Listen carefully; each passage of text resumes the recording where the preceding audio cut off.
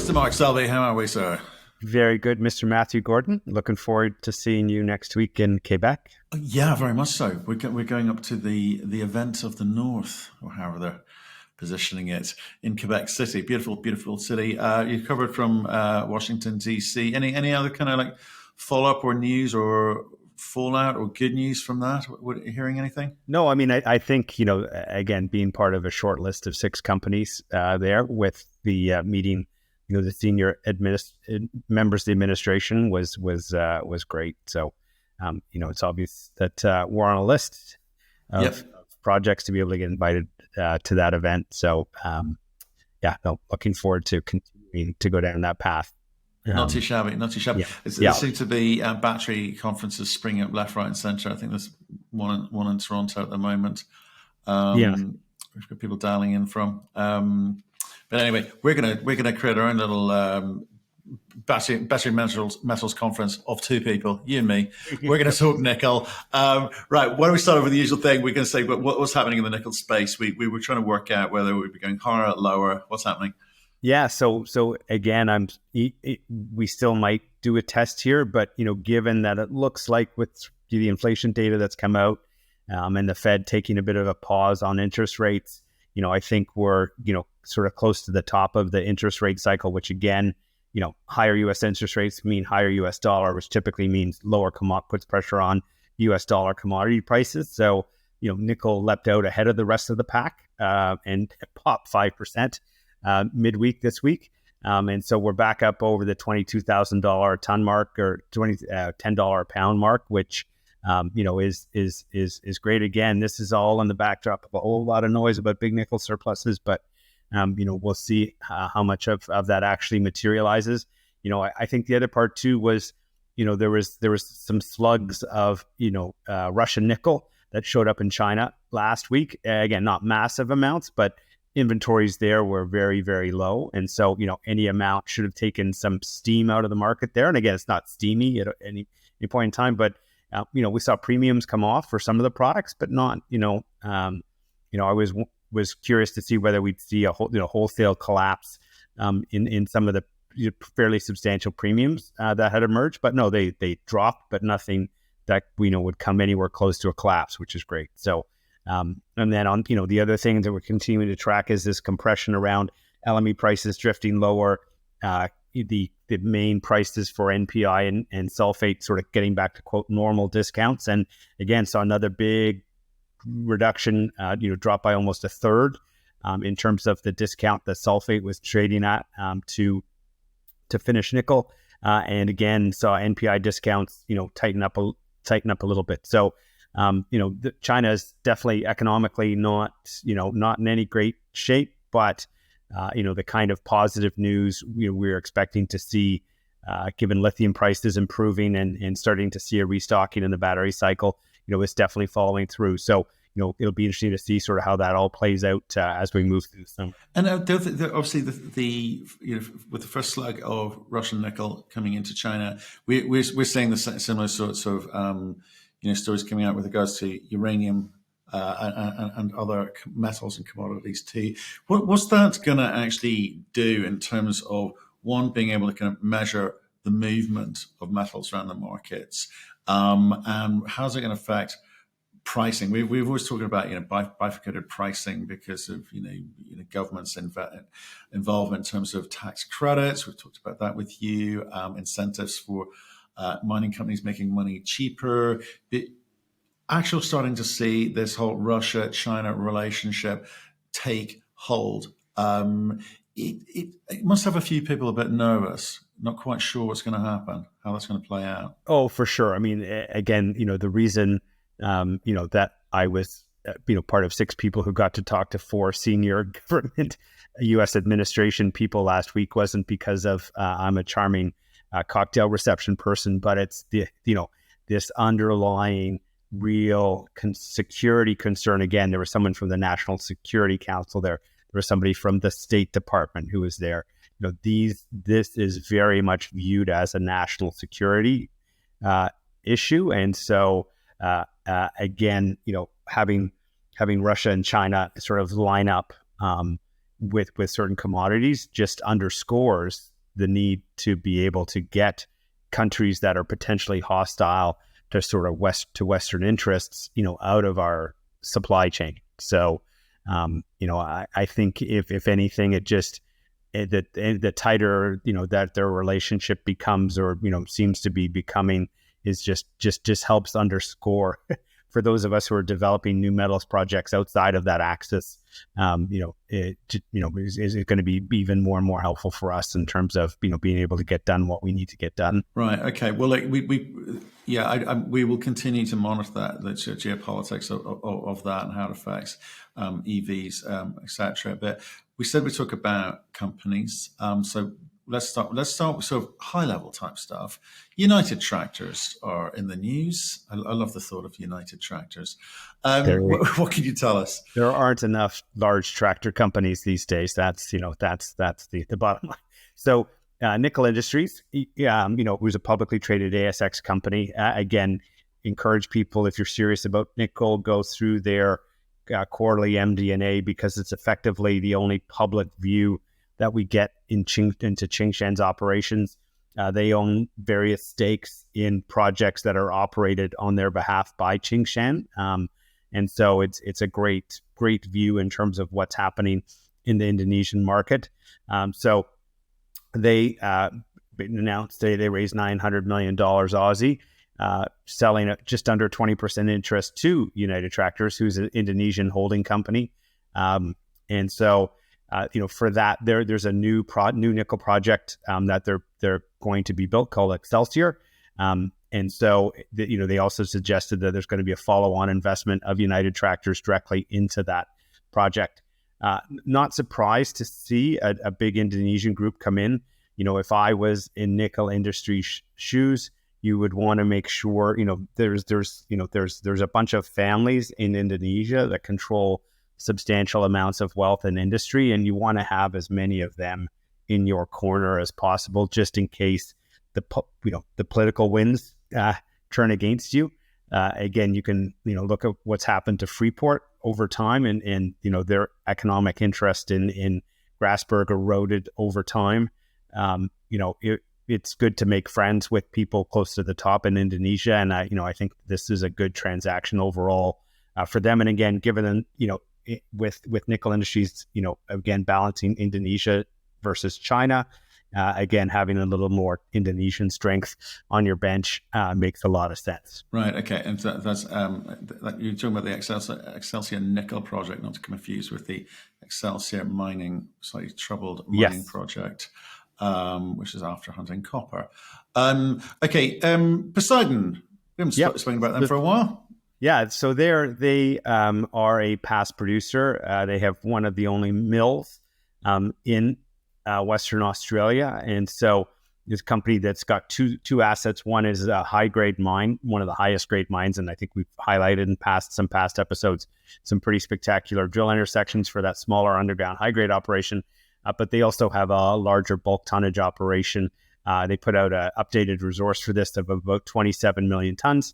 At 0.7 for just under 200,000 tons of contained nickel. So, again, not the multi-million tons of some of the big ultramafics like us, FPX and Giga, but, again, nice grade, sitting next to a mill that's not operating today. So, Poseidon, is moving ahead to restart those operations. Poseidon today's effectively, got two big shareholders, a U.S. private equity group, and then Andrew Force from Wailu very early on grabbed a chunk of that company as well. So, the stock, I think, traded sideways for a while here.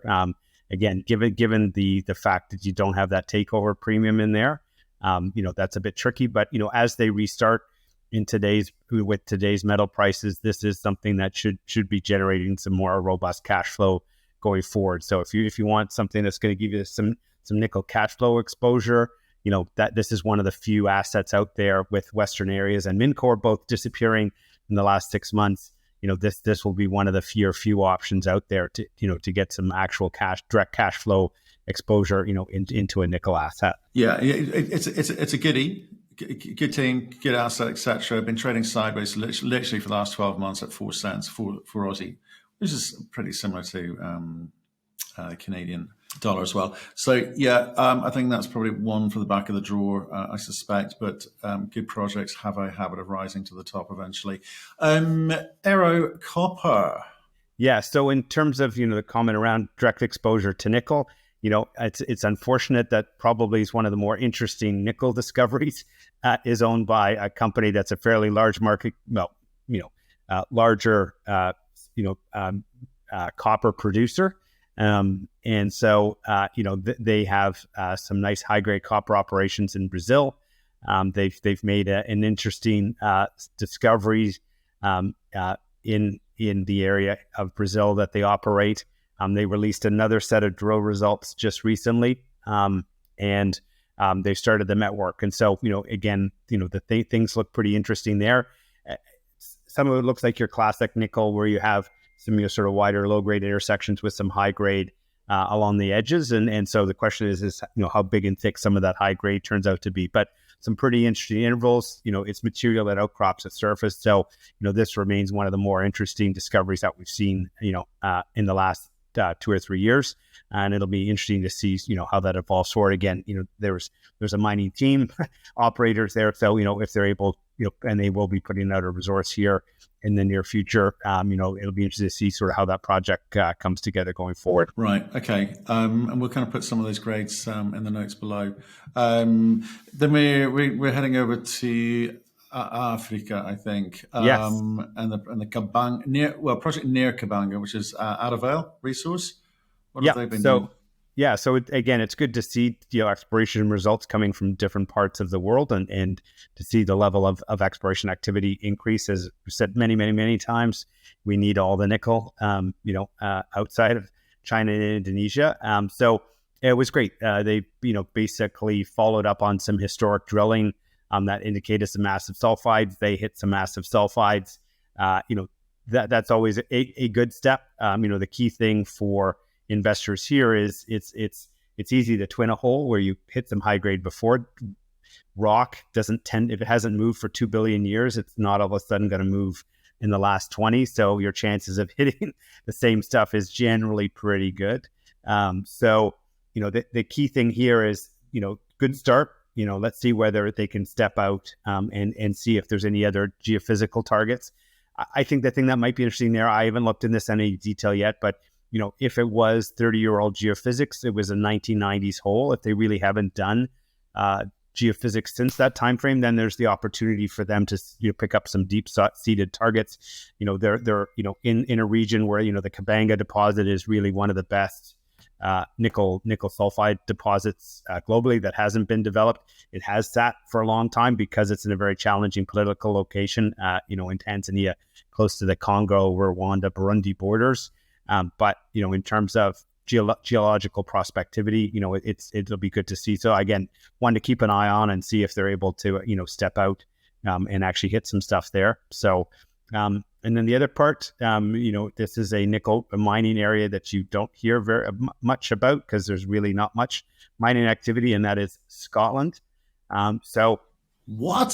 Scotland? Yes. So the same set of rocks that host the nickel deposits up in Scandinavia, through Finland, Sweden, Norway, those extend down through northern Scotland and all the way across the ocean over into Newfoundland and the eastern United States. And so, there was some nickel work done on nickel sulfide deposits in the 1960s and 70s. We actually early on, prior to getting Canada Nickel, or around getting Canada Nickel going, looked at some of these targets, and there'll be interesting to see. Again, geophysics has improved quite a bit from 50 years ago, and so it'll be interesting to see. There's a few companies that have picked up some properties in that area.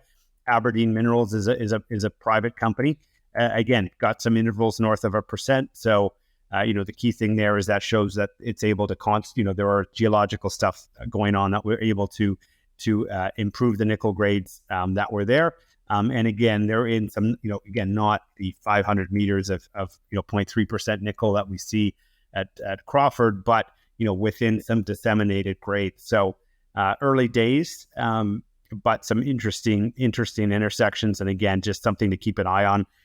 again, once we get out of the current cycle and we get into another exploration development cycle, I wouldn't be surprised to see some of these Scottish, assets, come to market, over the next few years. So just something to keep an eye on and track to see if they are able to come through any breakthroughs. Again, there's not a huge number of places around the world where you find nickel, and this is one of them. And given sort of the new focus on critical minerals, both in the United States and Europe, if they do find something, there's a chance that you can actually get a mine built in Europe, which 5 years ago would have been considerably more difficult. So yeah, okay. So that's Aberdeen Minerals, private company for now.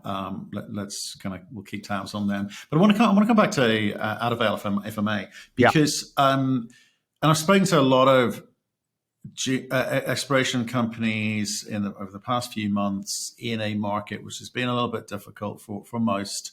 And I've seen some good management teams with some good assets, cash constrained. I've seen some awful assets with some average management teams, cash constrained. They're in the same boat. Yeah, they got the same valuations. They're being, and they're being given the same amount of attention, i.e., not a lot. And I think that there's a kind of job that needs to be done. And you talk about what Adavale are doing there in terms of just twinning holes, which doesn't tell you much geologically, but it's a pretty safe bet if you want to put out a nice headline. So, I mean, I don't blame management for doing that. I've spoken to management teams who just say, look, we just got to put out some drill results. We know what we should be doing, and it's probably not that, but that's what the market's hopefully going to react to, and it hasn't.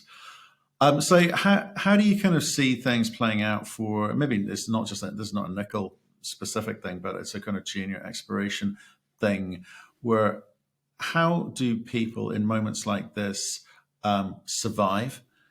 What should they be focused on? What is going to move the needle, or what's going to help them when the momentum does return? Because if everyone's been thrown into the same boat, it's kind of depressing. Oh no, it's never fun when you go through these cycles, and unfortunately over the last 10 to 12 years, we really haven't had a sustained up cycle in the market. We've had some brief ups with a lot of downs and sideways. The key focus at this point in time is to basically maintain your share structure. What you don't want to do is either choose to or be forced to raise capital at low prices, and then ending up increasing your share count by 50% or 100% just because you want to keep pushing your favorite pet project forward. The smart teams basically kind of batten down the hatches, realize that there's no sense doing drilling if the market's not going to react to a great drill hole. It's good to just preserve capital and be ready for the upturn when it comes. Again, the other thing that good teams do, when you have a little bit of capital and you have some, you still have some share value, and or some liquidity, is the ability to pick up properties in companies that have completely hit the wall, and be able to grab those assets and consolidate them. I guess with us with Canada Nickel early on, it was when we did those 27 deals to put together 20 pieces of property. It was because we could have waited, and maybe thought, our share price will be a lot higher, which all of us were expecting. We were going to be going into an upturn cycle, but the reality is if you can get the deals done at valuations before the market's paying attention to certain assets, it's just good to pick up assets cheaply whenever you can. And so, that's the thing to watch for is those management who are going to be pretty smart about managing their share count, and as well, taking the chance to pick up some even better stuff opportunistically. Right. Yeah. Because I was talking to a CEO, I'd not say when or who, but talking to him said, right, hey, look, he was in the same position, right? Okay. So he's nobody's fault. He's a smart guy, but, maybe not necessarily fit for purpose. And he's saying, well, do you think, I think we could actually go and access some capital and pick up another asset from a company which is similar position to us. Do you think we should do that?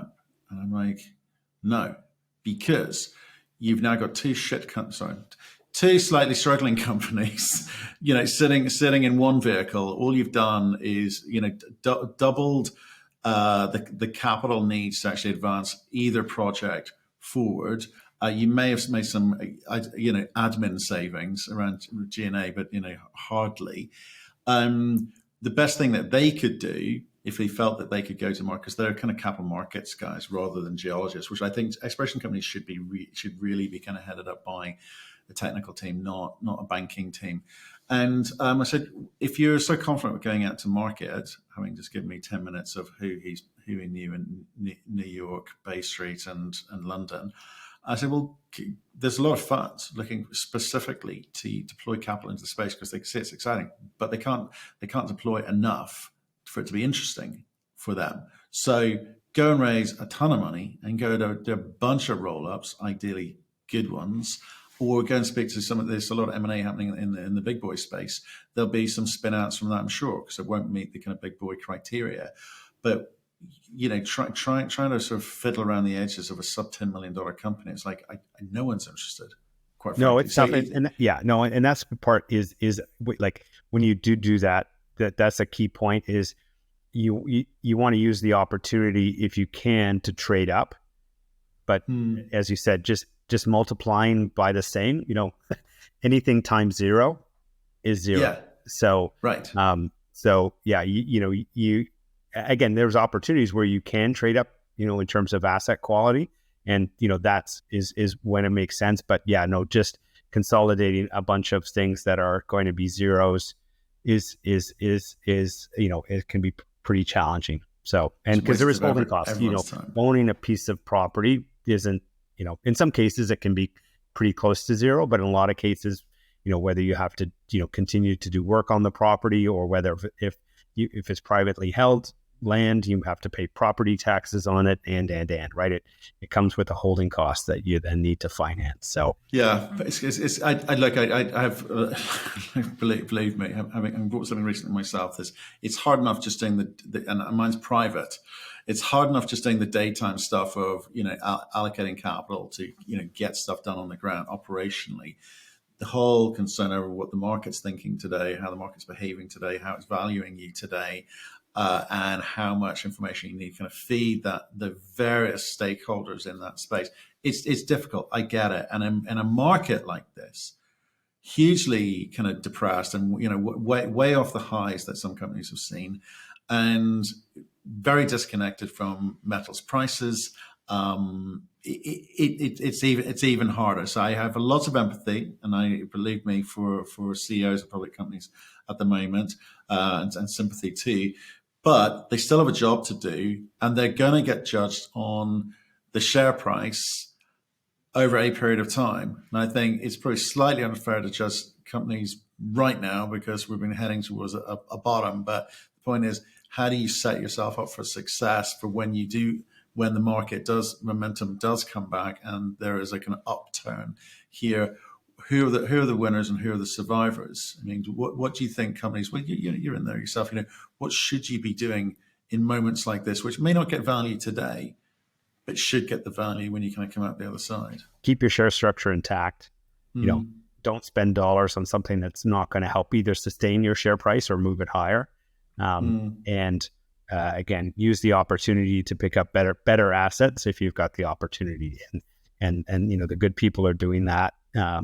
So that, as you say, when the market comes back, they can go raise money first, start getting the news flow going in and up, in a market that's moving higher. That's the kind of stuff that's going to get your share price going. So again, when you have properties, these are the times where you should really dig in and, say, okay, let's, stuff that doesn't cost money. Like, let's take your existing staff and really understand where the best targets are on the property, do that extra homework that doesn't cost a lot of money, but can potentially add a lot of value if you're able to come up with some interesting targets that you maybe didn't have time for before because you were too busy drilling or sampling or whatever, in terms of your different geological programs. So you just giving us a little insight into the world that you guys live in. But just in in terms of, I mentioned some, stakeholders, right? So there's lots of people who feel that they've got an interest in your success, or whether they're